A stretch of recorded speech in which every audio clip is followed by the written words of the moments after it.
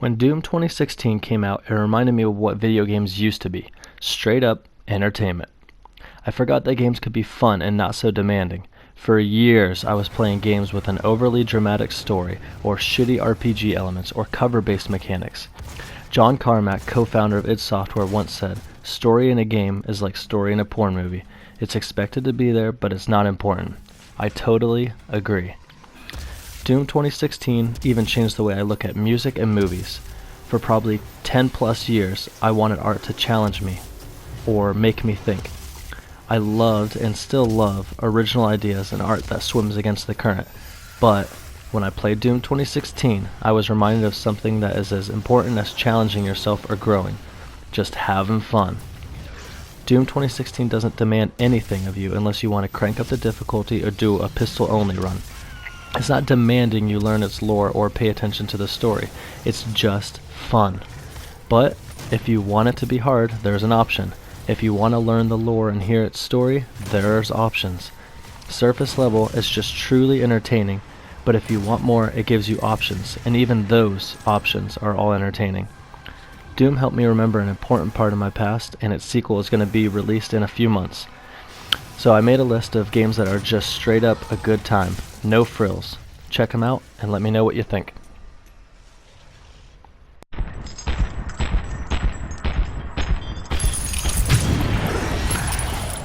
Kicking things off on my list is Strafe. I love the straightforward attitude this game has in the music. There's no filler or overbearing story. But my main complaint is the aiming feels off no matter how much you tweak the sensitivity. I would have played this game a lot longer if the aiming didn't feel super wonky. And I don't know if they did it on purpose, because it's kind of supposed to be like an early FPS Quake kind of game. But if someone purposely made the aiming bad, it was a dumb decision. Next is Kung Fury Street Rage. Kung Fury. Hey, I sounded like him. It's hard to stop playing, plus it's only $4. And there's only 2 buttons, left attack and right attack. And as you go on, enemies have different patterns you have to do in order to defeat them. If you haven't seen Kung Fury, go watch it on YouTube for free right now. It's not long and it's super entertaining. And Kung Fury Part 2 is coming out soon, and Arnold Schwarzenegger is going to be in it. OMG. Up next is Burnout Paradise. They just remastered this on the newer consoles, and back in the day on 360 I used to play it a lot, and it still holds up. It's one of the best racers I've ever played. Just fast-paced, fun, and if you wreck it doesn't feel like a huge setback. And the online is amazing. If you make someone crash and they have a camera hooked up, their picture would be taken. And after playing a few matches, you have a very solid stash of strangers' private parts.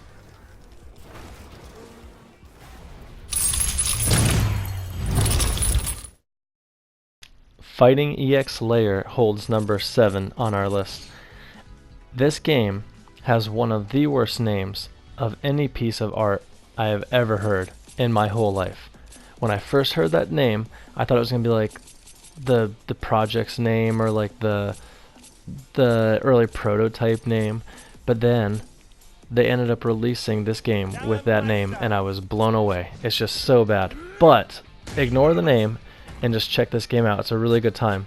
You could do your special moves without having to do all the inputs like all the other fighting games, like the quarter circle forwards and stuff like that. It kind of has like Smash Bro inputs, and it's just a hilarious game. Like, look at this guy's specials. Skullomania is classic. It's so anime.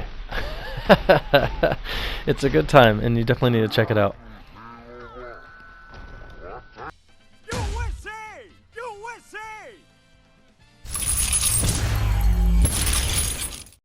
Up next is Tower of Guns. This game was made by one dude, and before this game he was working on an MMO with tons of other people, and when he was done with that, he wanted to do the exact opposite, make a single player game by himself. Tower of Guns is a simple pick up and play type of game. He said he wanted people to be able to beat it on their lunch breaks. Check it out if you like games with roguelike elements and or bullet hell shoot 'em ups. Definitely worth your time. Number 5 is Shoot Shimi. It's a fast-paced shoot 'em up where the levels are quick and the gameplay is as addicting as it is funny. If you can convince your 3 friends to quit doing speed in the bathroom at the bar for one night and play this game together, they will only be slightly disappointed. Only slightly. So think about convincing them.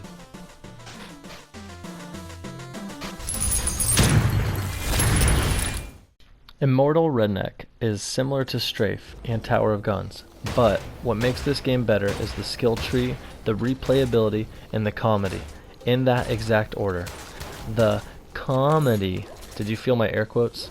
That is what made me so hesitant on buying this game. Immortal Redneck sounds like a game I would have played on Newgrounds after watching Homestar Runner all day. The only thing I wish this game had was bullet hell elements from Tower of Guns. Ignore the comedy and focus on that skill tree and you'll find yourself determined to beat this game. Up next is Doom Sigil. Sigil was released in June 2019 by John Romero, co-founder of id Software and lead designer of the original Doom. He also coined the term deathmatch, something Doom Eternal won't have, but I won't get into that right now because I'm very salty and that's for a different video. Sigil, 26 years later after Doom's original release, somehow makes a game as old as Doom feel fresh. The levels are as creative as the ammo is limited. When I recently replayed the original Doom, I noticed that it aged better than GoldenEye. Suck it, Pierce Brosnan. Yeah, bullet storm, bitch. When I played this game, man, it was released during a time where all first-person shooters were going cover-based and tactical and slow. This game feels like an arcade game and a 90s action movie had a baby. My only complaint is that there's just a little bit too much story and I don't care. But that's Cliffy B for you. He's always trying his darndest. By the way, speaking of Cliffy B, he was going to reveal this game and Gears of War 3 on a late night show back in the day, but they bumped him back because they wanted to have Justin Bieber on. Poor Cliffy B. I feel like he always gets so much crap. And he looks like Jamie Kennedy. Before we unveil number 1, we're going to do some honorable mentions. Up first is Doom 2, No Rest for the Living. This was made by Nerve Software in 2010. They're the team that's known for creating Call of Duty Black Ops. Since this was made so many years after Doom 2's original release, the game can handle more enemies on screen at once. More demons means more death, and more death is more fun. Kill! Oh, speaking of killing... Wait, no, not speaking of killing. Up next is the wholesome fun of Peggle 2. This game is very simple on a surface level, but complex as frick if you want to get really good at it. The last honorable mention is a snap map level made by Jimmy Bacon. Essentially, he made his own Doom Eternal demo. It has the dash mechanic and the monkey bars that will be in Eternal.